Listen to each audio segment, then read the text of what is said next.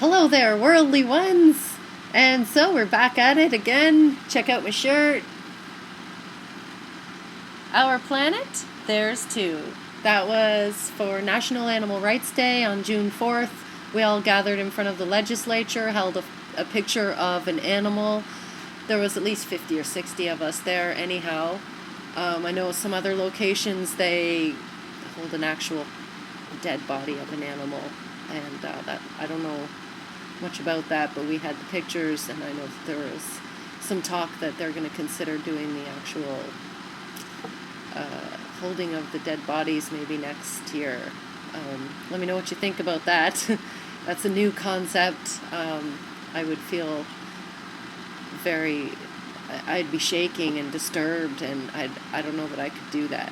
Anyhow, so today I'm going to talk about how I conquered Candida with fruit. And you don't hear that too much from too many people, especially if you walk into any supplement store. They will show you the Candida Cleanses that tell you to avoid fruit and to avoid sugar and carbohydrates and to eat, like they say it's okay to eat chicken and meat, but to avoid fruits. And fruit has never been part of the problem. Avoiding it is not going to help at all. Fruit has been demonized because of the sugar content, and I think it's refined processed foods that give fruit a bad name. Sure, when you go and drink soft drinks and ice cream, cheesecakes, or even stuff like this. I'm addicted to that. Okay, so what I did, I became vegan like 15 years ago, and for the first 13 years, I ate a lot of processed foods, high-fat foods, and I drank a lot of coffee. Then I read this book, got me into eating fruit. It explained to me in critical terms just how freaking good it is for us, and why we shouldn't fear it in the face of Candida or even diabetes. Now, I'm not an expert on diabetes. I'm not going to try and tell somebody to do what I've done. I would say check out the information. Check with Dr. John McDougall, Dr. Neil Bernard, PCRM.org, Dr. Michael Greger.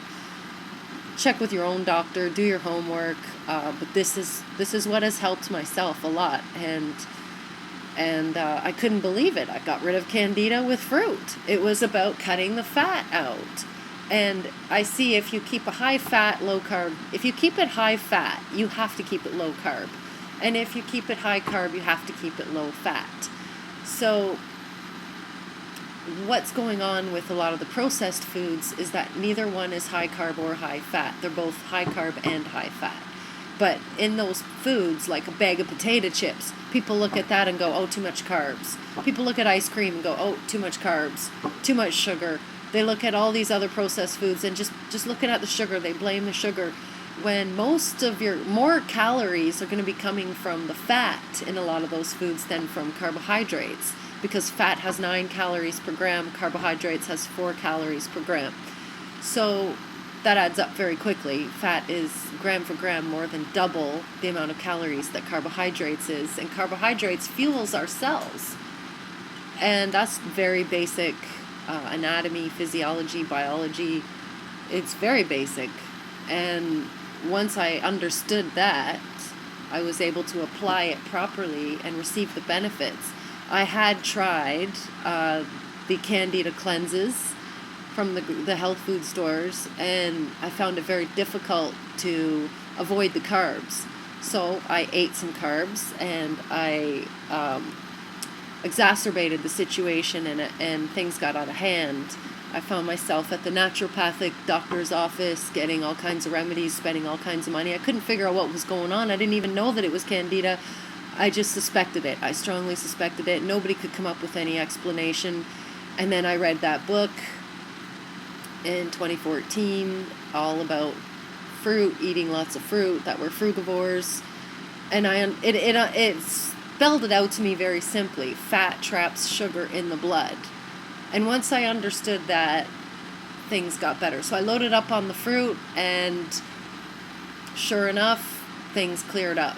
They may have exacerbated briefly initially, but then once the days went on and I avoided the excess fats, no cooking with oil, it worked. It's the fiber that's in the fruit slows the release of sugar into our blood. There's phytonutrients in fruit and special water. The water that's naturally occurring in fresh fruit is special. You can't replace that once it's gone. Once you've dehydrated that fruit, you can't just soak it in water and have it be the same. It's still good, but not quite as prime. So that's what happened with myself. I just stopped cooking with oil, and I'm learning how to cook differently now. Potatoes are really good. I eat lots of potatoes, and I'll boil them in water or steam them in water for about 5 minutes before I bake them. And I'll throw some spices on them, and it's actually delicious, and you start to really enjoy foods without all that excess heavy oil. Because as you know, Dr. John McDougall, Dr. Caldwell Esselstyn say, the fat you eat is the fat you wear. And I've heard otherwise in the YouTube community. I beg to differ, and with all due respect, my body responds accordingly. If I eat fat, I get fat, and I feel fat. And my cardiovascular system responds as well, because oil damages the endothelial cells of our respiratory system, of our circulatory system, and it contributes to atherosclerosis in doing so. So when I eat stuff like this, I really feel it. And lately I've been on a high-fat bender, and I haven't been on my bike. I've been just doing lots of house cleaning, getting all that stuff done, and tolerating how I'm feeling, and it's not my best. So I'm gonna make some changes again, but that's my problem. I have commitment issues, and I fall in and out of my healthy routines. I just constantly go in and out of them. But now that I'm keeping it vegan, going in and out of them doesn't mean such severe consequences as if I wasn't vegan at all. Because even though vegetable fats are bad for us as well, animal fats are also, I would say, very toxic, according to my experience eating them and the information that's available to everybody, including myself. The World Health Organization came out and declared meat as a class 1 carcinogen, processed meat, and that red meat as well could be also. And so that's how I did it. I just brought on the fruits and the whole foods, basically, and it sorted everything out. And I haven't had those issues since, just except a little bit of mild, and that's when I get into the processed foods. And I go on like a high-fat bender, and so that's going to stop. So I wish you luck. Check out pcrm.org, nutritionfacts.org, Dr. John McDougall, mcdougall.com. And if you like this video, give it a thumbs up. If you don't, eat some more watermelon and release your inner wild child. Go vegan!